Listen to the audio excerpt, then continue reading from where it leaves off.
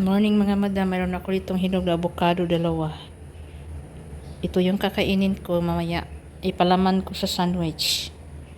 Ayan, mahinog na siya.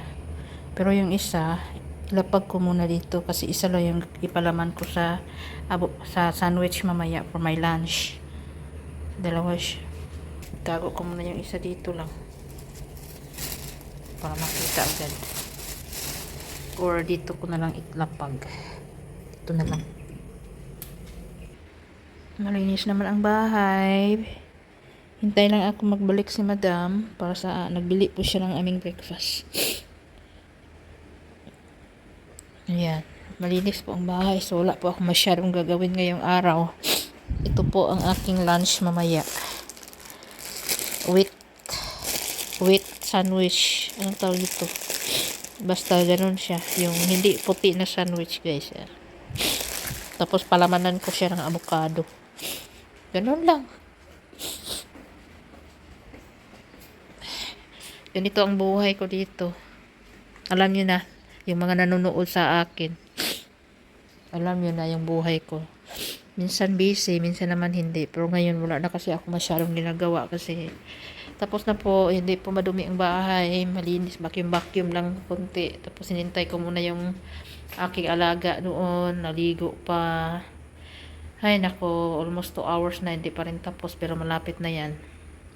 Paglalabas niya, bibihisan ko yan siya. Diyan na yung damit niya naka-ready na. So, ang ginagawa ko, nag-ikot-ikot lang ako dito. Para hindi ako lagi upo. Kasi nakakasakit sa puwet at sa baywang guys, sa likod. Pag laging umupo, higa, nakakapagod. So, ganito yung normal day ko dito mga madam, no? Hindi na ako mukhang normal na tao. Mukhang ano na ako dito mga madam. Parang, hindi ko ma-explain ba yung ganito na, para akong nagpapahinga, para akong nag-bed rest, ganun. Lagi lang ako nakahiga, nakaupo. Ayan, para akong nasa ospital lang din, ganun, nagbabantay ng matanda. Wala masyadong ginagawa. Pero ito kasing alaga ko, hindi naman ganun siya normal pa naman, kaya ganun na lang ako ka-relax. Pero, so thankful pa rin kasi nagkaroon po ako ng ganitong klaseng employer na napaka-relax ng trabaho ko. Pero yun nga, pag nasobrahan naman sa relax, hindi rin maganda. Hindi rin siya maganda sa atin. Kasi, siyempre, kailangan natin ng exercise. Kaya lang, hindi ako ma-exercise dito. Dahil nga sa ating trabaho na masyadong relax. Hindi naman tayo pwedeng magtakbo-takbo, magdakad-lakad sa labas. Kasi, kailangan iwanan natin yung ating alaga dito. Diba? Tiis-tiis na lang para magkaroon ng income every month. Meron tayong pera, meron tayong panggastos, meron tayong pangbayad sa bills para matulungan natin ang ating mga asawa, mga partner sa buhay, kung may hingiin ang mga anak, meron tayong maibigay na hindi na natin kailangan manghingi sa ating mister. Kasi syempre, marami po silang binabayaran na mga bills. Syempre dito, alam nyo naman ang buhay dito sa Malaysia, hindi po pwedeng nakatunganga. Wala po tayong sugar daddy guys. Wala tayong mga sugar daddy, kaya ang mga walang sugar daddy dyan, dapat kumilos. Okay? Wala naman tayong source of money na talagang nagtitihaya ka lang, bukaka ka lang, bibigyan ka ng pera every month. O, diba? Mahirap kaya. Wala tayong sugar daddy. So, yung mga may sugar daddy, swerte na lang yun kasi nagkaroon sila ng, yung easy money na lang. At ito ang problema ko dito, lagas ang buhok araw-araw, kaya manipis na po yung buhok ko, kaya hindi ako nagpapariban. Hindi na ako nagpapariban, matagal na. Basta ako nagpapariban, almost 2 years na itong buhok ko, wala riban-riban mga madam. Kasi nga naglalagas, hindi ko alam kung ang dahilan, sa gamot siguro. Manipis na po yung buhok ko ngayon, hindi na kagaya dati na buhag-hag masyado. So ngayon, everyday kasi mayroon akong napupulot ng mga hair fall eh. At hindi ko rin siya everyday hinuhugasan ng buhok ko kasi yun na nga daming lagas mga madam. Daming lagas. Kaya lagi ako nagbabacuum dahil sa lagas ng buhok ko. Alam ko kasi yung buhok ko guys. Pag buhok ko ang nalalagas, alam ko yun. Kasi yung grano ng buhok ko ay pino. Si madam naman, ang buhok niya maitim na makapal. Malaki yung grano ng mga buhok niya. Kaya sa akin yung mostly dito, brown. Brown na pino. Mahaba na yung ating buhok. Gana, pabain muna natin. So, ganito lang. Maghintay sa oras palagi. Ganito lang tayo. Para makasahod. Natapos ang 24 hours. Pagkatapos ng trabaho, higa, tulog, kain. Ganito. Huwag kayong magtaka. Bakit lumalaki yung bell ko, guys. Ha? Huwag kayong magtaka. Ganito na ang buhay ko dito. Ganito ang trabaho ko. Hindi pagod. Hindi siya. Sa bahay lang tayo eh. Kaya gano'n. So, wala tayo make-up dito. Hindi uso yan. Hindi uso ang make-up dito. Dagdag gastos lang yun. Sinasadya yata para makapahinga yung ating mga fish-lock na gikaskarait na lang na sigikuan, guys. Ay, no. Dami kong buhok na lalagas talaga. Siguro sa isang araw, minsan napaisip ko sa stress siguro to. Hindi naman ako masyadong stress.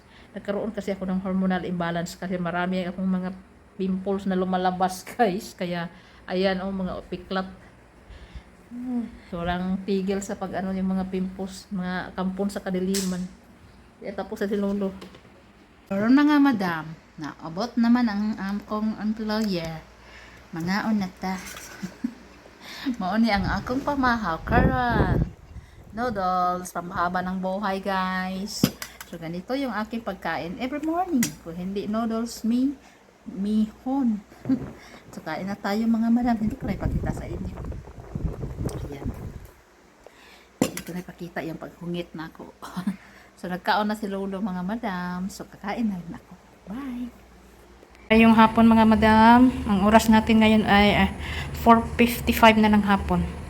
So, ngayon mga madam ay ito, pagkatapos pong pinirito, ayan, hinihimay-himay ko siya, tinanggalan ko siya ng buto. Kasi igisa ko siya dito mga madam sa kalabasa at cabbage. Tapos sabawan natin kaunti lang para sa dinner natin.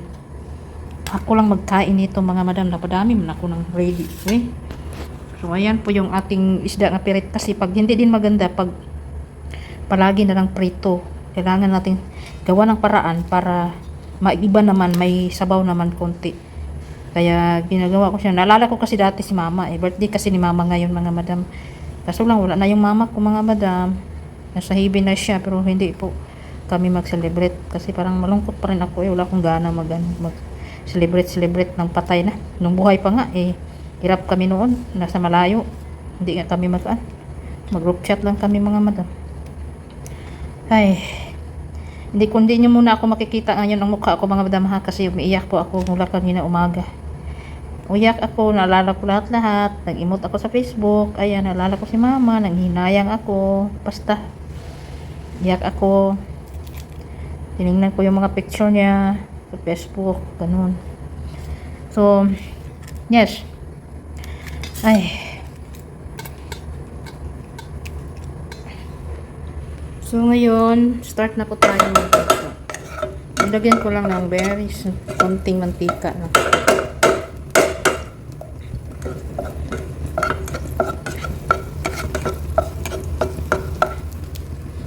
Inisa ko lang yung ahos. Tapos isunod natin itong luya.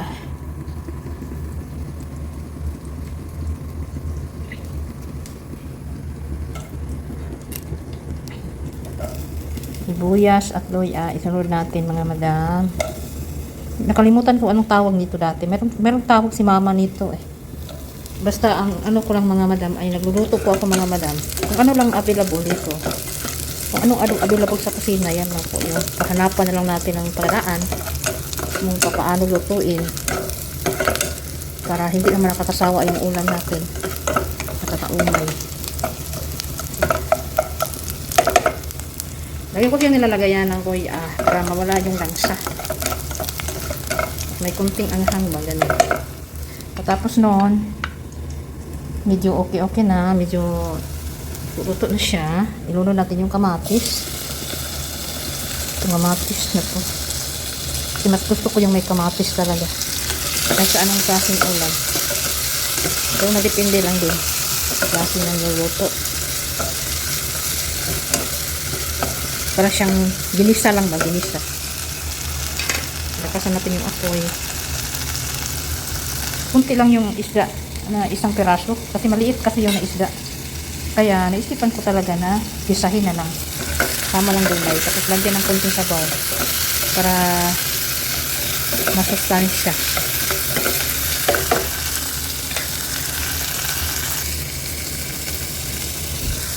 Tapos kapag okay na yan siya, ayan, pag okay na yan, isunod na natin yung kalabasa.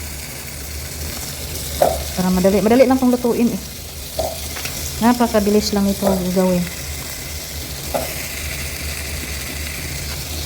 Halo-halo, gisa-gisa. Yan. Ganun.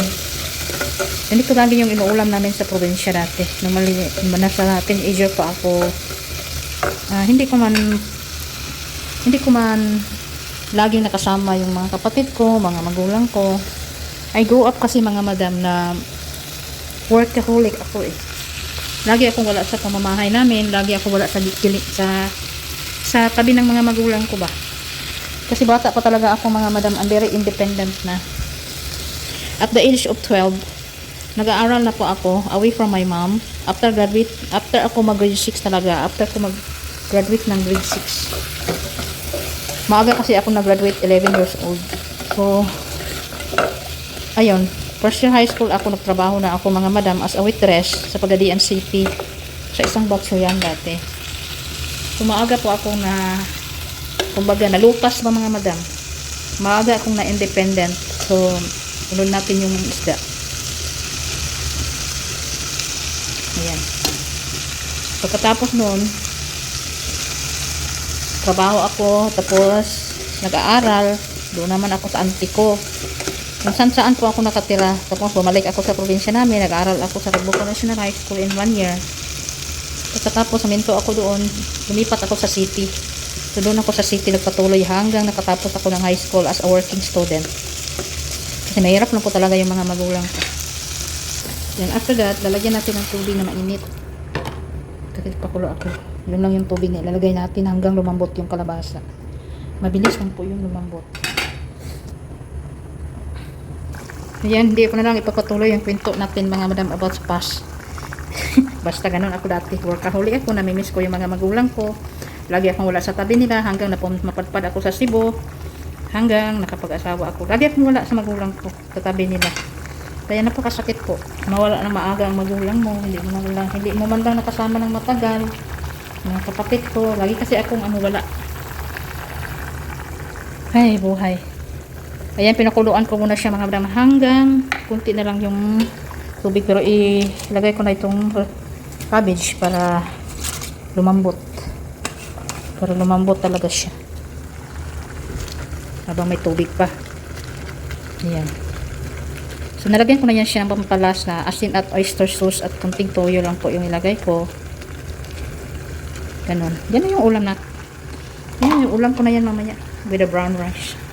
Yan siya mga madam. Sorry po. Nasangit. Ay, yan na po.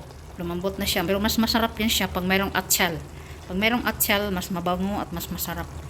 Kasi wala tayong atsyal po dito. Kaya okay na. Yan, okay na yan ganyan. Mabango naman siya kahit paano. Yan. Yan ang ating healthy ulam ngayon. Sa malungkot na araw. Ang hirap malungkot. Ganun talaga, part talaga ng buhay. Idaan na lang natin sa kain yung ating stress. Yan. Malapit na yan. Kunti na lang talaga. Kunting kulo na lang. Gusto ko mas lumambot pa siya kunti. Kain tayo mamaya mga madam. Maaga pa, 5 o'clock pa lang.